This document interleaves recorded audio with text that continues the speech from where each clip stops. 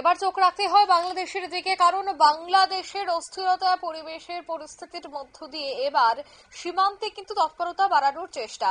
অন্যদিকে সীমান্তে অস্থিরতা সহ্য করবে না বিএসএফ, সে কথা কিন্তু এবার বৈঠকে জানিয়ে দিল বিজেপি কে, বার্তা দিয়ে দিল বিএসএফ।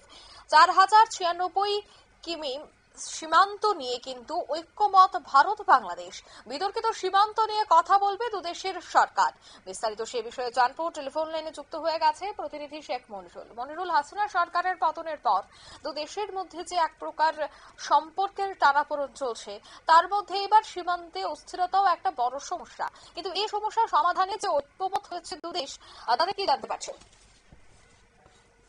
বাংলাদেশে হাসিনার তোমার হচ্ছে পরিবর্তনের পর প্রায় 750 কিলোমিটার ভারতবর্ষের 750 কিলোমিটার আন্তর্জাতিক সীমান্ত নিয়ে কিন্তু বাংলাদেশের সঙ্গে একটা টানাপোড়েন লক্ষ্য করা গেছে।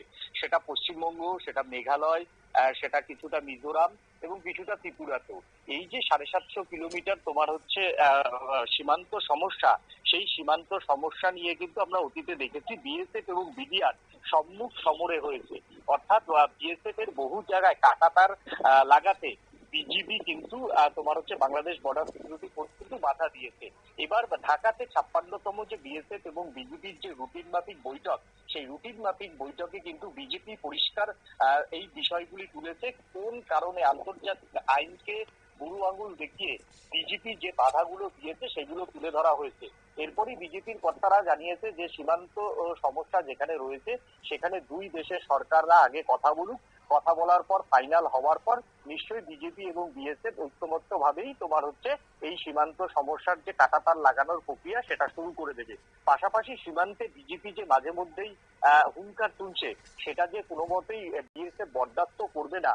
ঢাকায় যে 56তম যে বৈঠক হচ্ছে সেই বৈঠকেও কিন্তু বিজেপিকে কড়া বার্তা দিয়ে দিয়েছে এবং বিজেপি বহু জায়গায় কিন্তু তোমার হচ্ছে চোরা চালানকারীদের যে সহযোগিতা করছে সেগুলোরও কিন্তু তোমার হচ্ছে তথ্য বিজেপির যারা উচ্চপদস্থ আধিকারিকরা রয়েছেন তাদের কাছে কিন্তু বিএসএফ এর যারা কর্তারা রয়েছেন তারা কিন্তু জমা দিয়েছে। এবং সীমান্ত সমস্যা নিয়ে ভারত সরকার বিএসএফ কখনোই আপোষ করবে না। এবং মেঘালয় থেকে বিশেষ করে যেভাবে বেশ কয়েকজন পুলিশ আধিকারিকরা এসে কয়েকদিন আগে ডাকাতি করে তারা সব বাংলাদেশে চলে যেত, পরে স্থানীয় মানুষের সহযোগিতায় সেই সমস্ত পুলিশ আধিকারিকরা ধরা পড়েছে মেঘালয়, সেই বিষয়টাকেও কিন্তু তুলে ধরা হয় এবং সেই ক্ষেত্রে বিজেপি যে সাহায্য করেছে সেটাকেও কিন্তু তুলে ধরা হয়। তার পাশাপাশি বিএসএফ এর পক্ষ থেকে পরিষ্কার বুঝিয়ে দেওয়া হয় যে তাদের কাছে যে অর্ডার রয়েছে সীমান্তে কাঁটাতারের প্রক্রিয়া, বর্ষা মিটলেই কিন্তু সেই কাঁটাতার লাগানোর প্রক্রিয়া 350 কিলোমিটার জায়গায় শুরু হবে।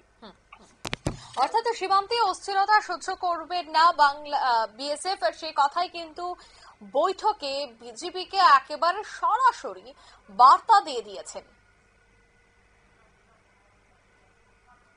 অর্থাৎ এই যে হাসিনা সরকারের পতন, এই পতনের পর থেকে কিন্তু দেখা গেছে যে দুদেশের মধ্যে এক প্রকার টানাপোড়েন তৈরি হয়েছে। কখনো দেখা যায় যে ভারত বিরোধী স্লোগান, আবার কখনো দেখা যায় যে সীমান্তে প্রতিনিয়তই কিন্তু অনুপ্রবেশ চলছে। আর সেই অনুপ্রবেশে মূলত দেখা যাচ্ছে যে এবার দুদেশের মধ্যে যে বৈঠক, সেই বৈঠকেই সবটা বিষয় চূড়ান্ত হবে। নিয়ে নিচ্ছে ছোট একটি বিজ্ঞাপন বিরতির সঙ্গে থাকুন।